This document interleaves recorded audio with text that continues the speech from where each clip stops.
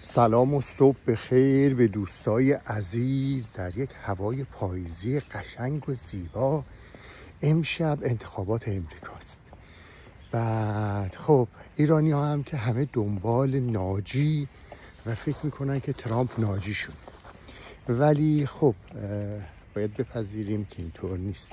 هیچ کس ناجی ما نیست جز خود مردممون، جز خودمون.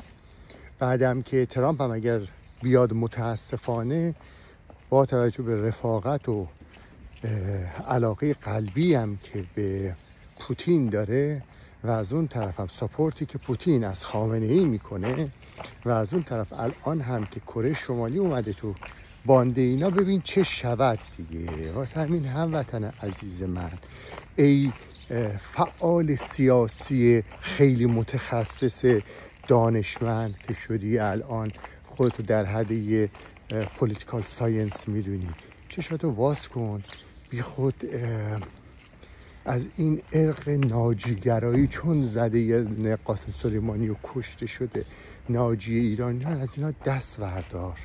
ما باید دنبال منافع خودمون باشیم و برای آینده خودمون تلاش کنیم. مراقب خودتون باشید.